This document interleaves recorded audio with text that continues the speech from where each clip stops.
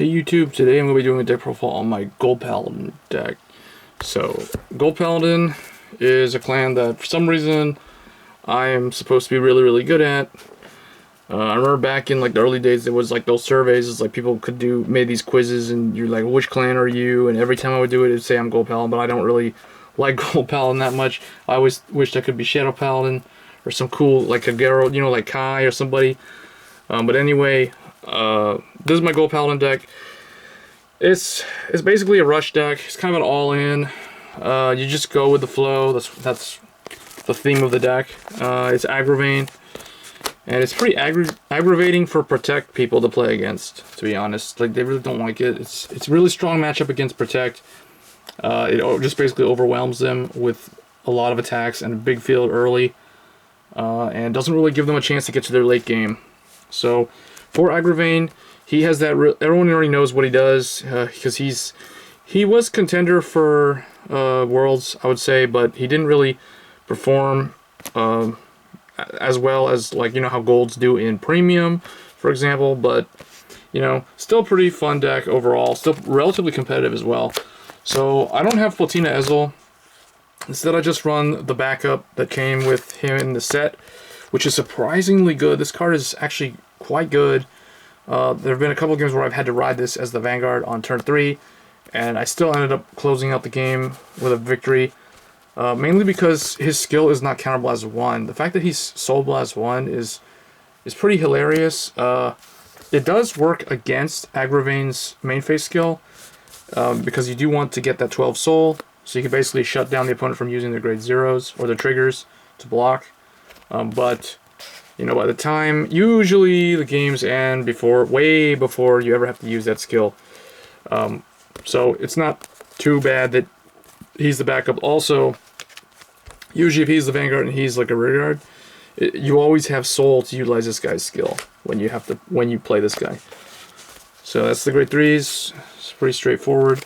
Grade 2s, probably the best one is the Liberator. So Liberator of the Flute, Escrat, he's a Liberator, and people remember Liberator was like Revengers. They were like a thing back in the day, but now they're not so much at least. So Escrat, he's a main support for Agravain or himself. Basically, when he's placed on V or R, you look at a card from the top of the deck and you call to R, and then you have the option to counterblast and give it 5k power. So basically, you always use him to top deck something on the field. Just so you build up the field as fast as you can.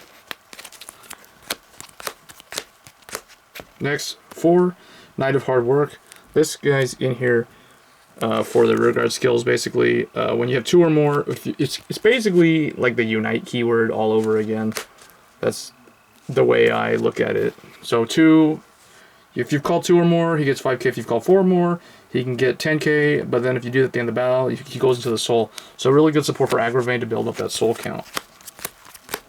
Last grade 2, I'm running 3, Langley. Langley is really annoying for Protect players, especially those who, for whatever reason, like Mega Colony or somebody who went into Protect 2, or like sometimes Nubatama will do it, unless they're running the guy that discards 2 Sentinels.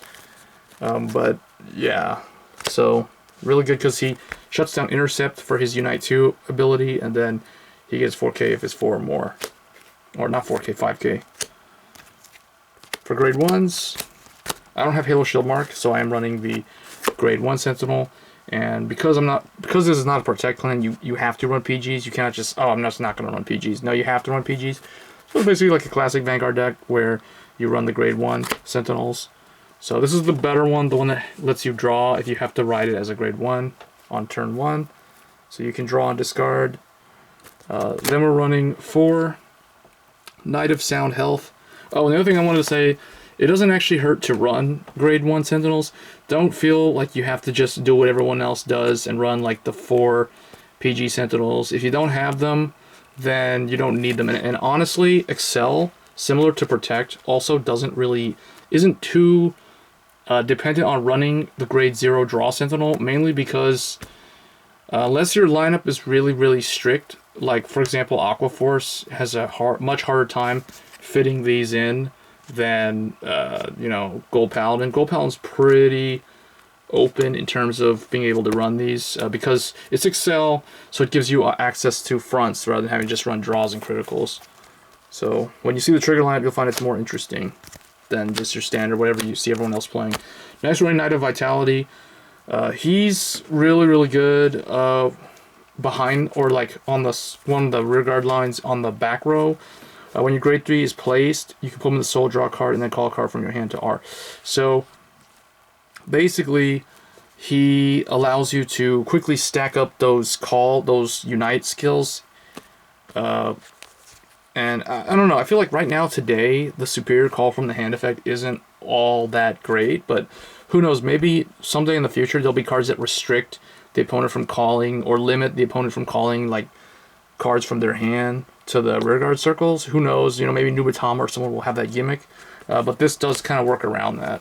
So it's more kind of like a future-proof type of thing that they have with this card. So next we're running 2, Interlude Angel.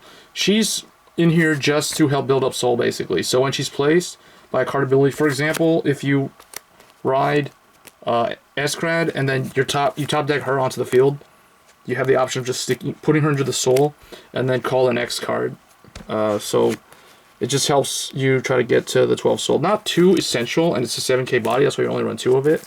But you could consider running other things as well. I usually keep my last grade 1 option that I run 2 of or 1 of as like a random tech card, so that's the one here. For the trigger lineup, it's pretty interesting. I'm going with 6 criticals on this one, so 2 of each different one available, just to kind of like trick the opponent to kind of guess what I'm running. And then same thing with the fronts, so running 6 critical and 6 fronts, so all 3 different artworks of each, so the 3 different fronts, the 3 different criticals, 2 of each. So 6 and 6. You could do 12 critical. There's nothing wrong with going 12 critical with this. I will mention one thing about the 12 critical though, because I used to actually run 12 critical with this deck.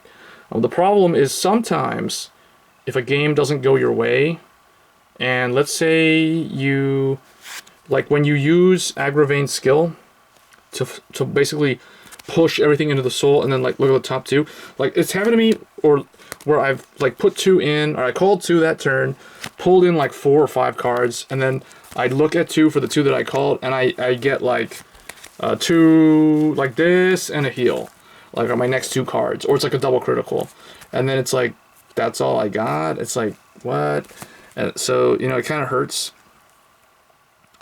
Look at the same number of cards top of the deck as the number of cards you call this turn. Call any number, so you don't have to call them, but the fact that it just messed up like the field, and you know, if you ran fronts, what I'm saying is like if you ran fronts, it wouldn't be too bad like if you had a field of just like zeros on the field, because the front trigger can actually make the 0 lines actually do something compared to the trigger. Because like if you, the critical, if you do the just critical, then it creates a scenario where like you check a critical, and now it's like he's trying to make 2 to pass, and it's like you gotta, now it's more gamble, right? Like you have to gamble. Okay, hopefully it's a heal or another critical, so like I can go all in on the Vanguard. Whereas if you have fronts, then you have the option of, you know, if you get a front, then it's not the end of the world because he'll get the power anyway, and then something else will also get the power. Or if it's checked in reverse, where you get the front first, you don't think about it. The second one just so happens to be the critical, so you can automatically give it everything to the Vanguard, so it hits the 2 to pass. You know, those sort of things. So it simplifies like the mind games that can affect you when you're playing the match. So that's why I kind of like the fronts in here, spamming the field quick.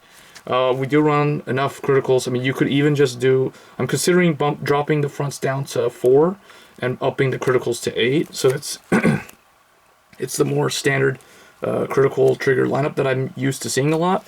But it's really up to you guys. Let me know in the comments what you guys do, or if you run Gold Paladin or Agravain specifically, what's your trigger lineup? Do you not even run fronts? Do you just run the draw, sentinels, halo, shield, mark, and that sort of thing? I'm curious to know what everyone's running out there, and I'll catch you guys in the next video. Thanks.